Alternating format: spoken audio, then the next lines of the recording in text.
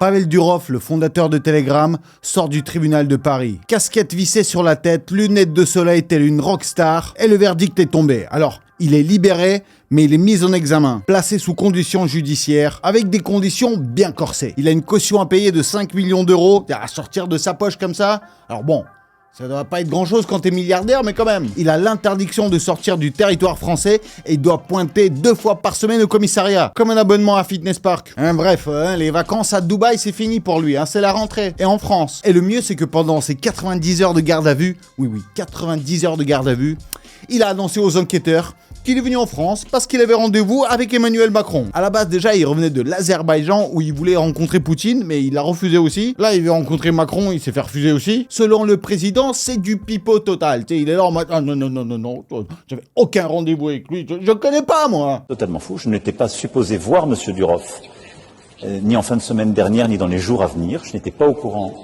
qu'il allait arriver en France. Alors que d'après des sources bien fiables, comme par exemple le Wall Street Journal, ils ont affirmé qu'il y a 6 ans, Macron, il a bien rencontré, il a déjeuné avec Pavel Durov. Également invité à déjeuner par Emmanuel Macron, les révélations du Wall Street Journal depuis hier font l'effet d'une petite bombe. Dans le but de faire connaissance avec lui offrir la nationalité française cadeau. Et il voulait l'inciter de déplacer le siège de Telegram à Paris, pour qu'en fait Telegram soit une boîte française. Mais là, Pavel Durov avait refusé. Et apparemment, ça n'a pas beaucoup plu à Manu, ça. Et donc, après cette rencontre en 2018, Manu, il s'est vengé. Avec les services des renseignements français, ils ont piraté l'iPhone de Pavel Durov, sous prétexte de lutter contre les attentats de l'État. Oui, je me sens surtout seul. À la base, quand il s'est fait arrêter, il risquait 20 ans de prison. Aujourd'hui, ils ont un peu réajusté la peine, c'est qu'il risque 10 ans de prison ferme et 500 000 euros d'amende. C'est vrai qu'à côté de la caution de 5 millions d'euros, tu te dis, ça va. Et la justice française a confisqué aussi ses 4 passeports, dont un français, c'est pour ça que d'ailleurs il a été accusé et arrêté en France. 4 passeports quand même. Le mec, il est plus international que James Bond. Ce qui est marrant, c'est que ni les renseignements, ni la justice, ni Macron, ils veulent toujours pas dire pourquoi il a une nationalité française. Silence radio, là, c'est pas la liberté d'expression. Donc je rappelle juste qu'il est accusé d'héberger du contenu super louche et illégal sur Telegram, comme le trafic d'enfants, c'est glauque, on est d'accord. Et en plus, monsieur, il refuse de collaborer avec la police. Faut comprendre aussi que tout ce qu'on dit sur Telegram, là, qu'il n'y a aucune censure, qu'il ne travaille avec personne, c'est le réseau le plus indépendant, c'est quand même faux. Moi, je suis un utilisateur des Telegram, et il y a plein de fois où on m'a déjà supprimé des articles, il y a des pages et des comptes Telegram russes, par exemple, ok, j'ai pas le droit d'accéder en France, parce que ces personnes ou ces chaînes TV sont interdites en France. Telegram collabore avec plein de justices et plein de pays, et lorsqu'on leur fait la demande sur des informations, ils la donnent. D'ailleurs, dans Libération, il mentionne qu'il était en contact avec des officiers du contre-espionnage français. Ils se sont rencontrés à Dubaï et qu'il a déjà collaboré avec eux dans le cadre de la lutte contre le terrorisme. Il leur a fourni des informations, tout ce qu'ils ont demandé, et même lors de son jugement, il a montré sa volonté à coopérer avec les forces de l'ordre françaises. Il leur a même fourni son téléphone avec l'accès. Et vu que Macron, il lui a pas répondu, devinez qui c'est qu'il a contacté pour se faire libérer ?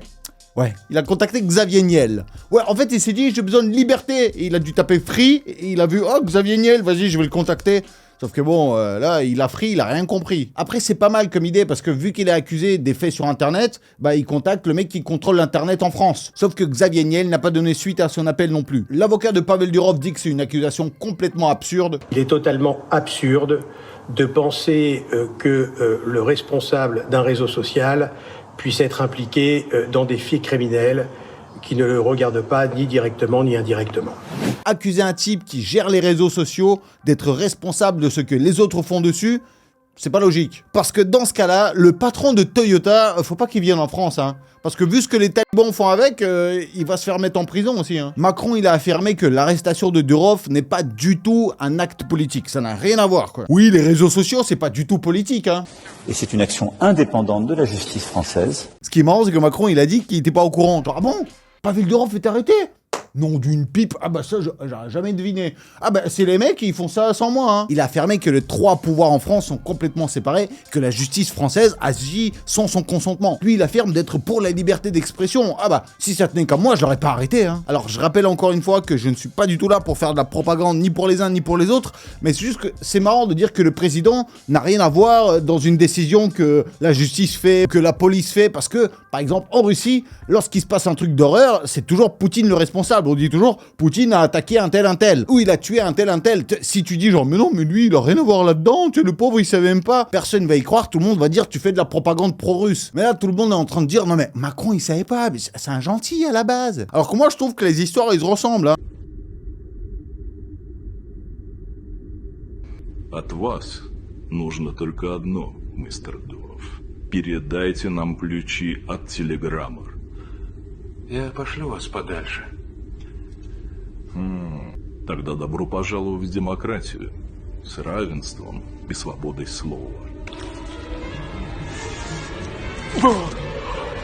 J'ai vu que vous étiez nombreux à être intéressés par ce sujet, par cette news, et moi aussi ça me concerne beaucoup. Il y a un Russe qui se fait arrêter en France. Je vous ai promis une vidéo pour conclure cette affaire, alors on va revenir là-dessus. Abonnez-vous à mon compte Telegram pour avoir plus d'infos là-dessus, et juste pour avoir plus de contenu exclusif sur moi, je poste plein de trucs dessus. Donc dites-moi, est-ce que vous êtes prêts à découvrir le pizdetz total de la suite de l'histoire de l'arrestation de Pavel Durov en France?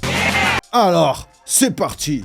En tout cas, en ce moment, il est en liberté conditionnelle à Paris, donc il se balade un peu, mais il n'est pas tout seul, comme vous voyez sur ces images.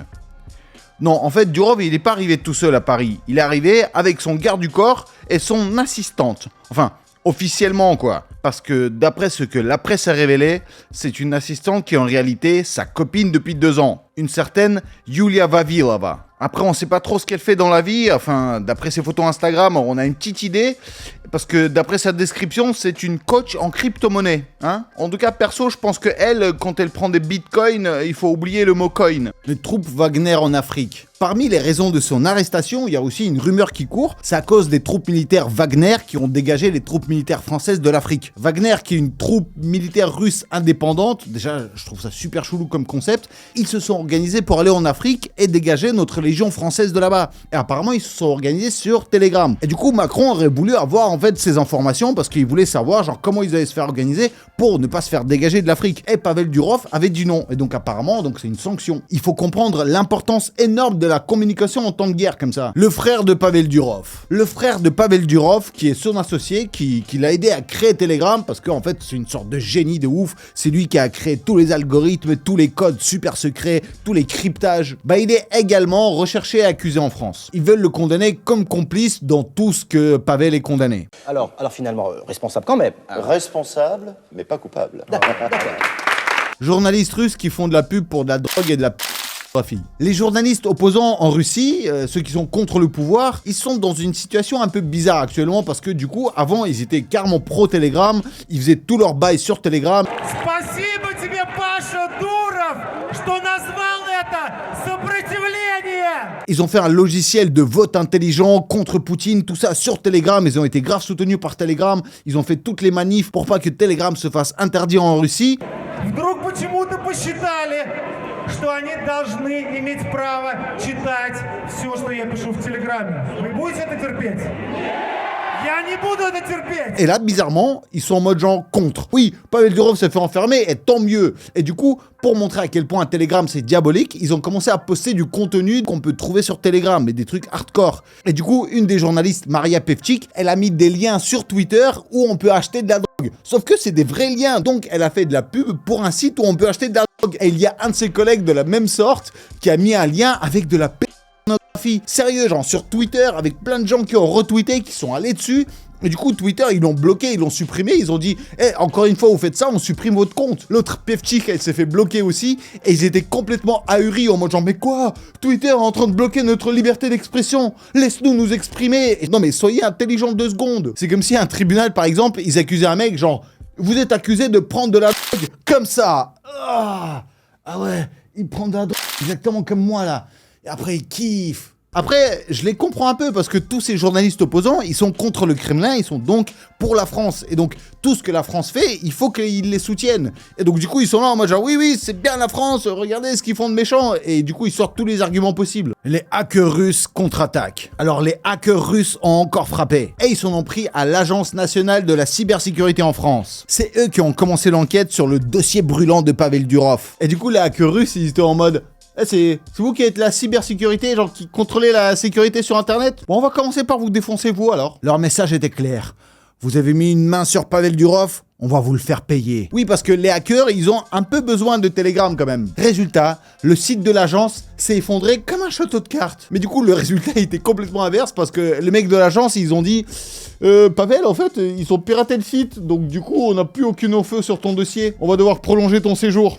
C'est pour ça qu'il a été gardé 48 heures de plus en garde à vue. Une offensive contre tous les réseaux sociaux. Alors beaucoup disent que c'est un message à transmettre à tous les gérants des réseaux sociaux, que la liberté sur Internet est terminée. Les politiques, les grandes entreprises et les gros acteurs de l'économie mondiale sont impliqués dans cette affaire. Ils veulent restreindre le discours en ligne, parce que l'affaire Durov a provoqué pas mal de réactions chez les gérants des réseaux sociaux à l'international. Il y a par exemple le fondeur de Rumble, Chris Pavlovski, il a direct quitté l'Europe, mais genre le lendemain. Il a accusé Macron de franchir une ligne rouge, et que sa société ne tolérera pas cette situation. Ce départ illustre bien la montée de la panique chez les créateurs des réseaux sociaux. D'ailleurs, Elon Musk est visé aussi. Pression sur Elon Musk. Alors certains commencent à mettre la pression sur Elon Musk aussi, mais c'est vrai que c'est pas le plus facile à qui on peut mettre un coup de pression. Parce que Elon Musk, c'est pas seulement Twitter, il a 1000 autres activités, il est dans tous les plans, il est avec plein de politiques, il est pote et il est en affaires avec plein de milliardaires, donc il est en mesure de gérer cette pression différemment, grâce à ses multiples relations et son pouvoir. Mais en tout cas, il maintient son soutien à Pavel Durov et il dit que c'est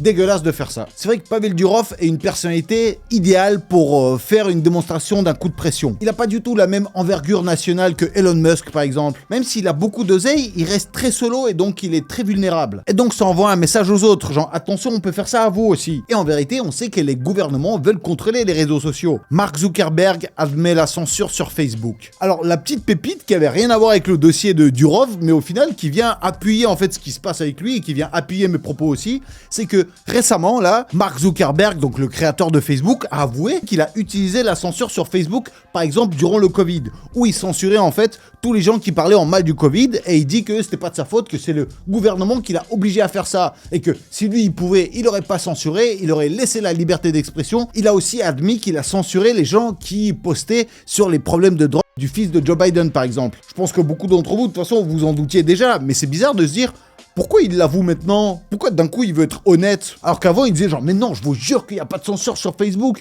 Et là il fait ah ouais en fait non, j'avais juste menti, c'est tout. Non mais c'est pas de ma faute, c'est la Maison Blanche qui me faisait pression dessus. C'est marrant ces aveux des mecs qui disent oui on a été coupables mais c'est pas de notre faute, c'est les gens au-dessus, ils nous mettaient un coup de pression.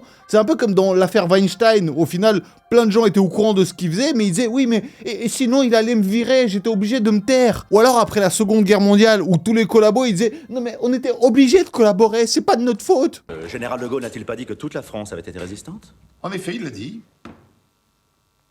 Il l'a dit.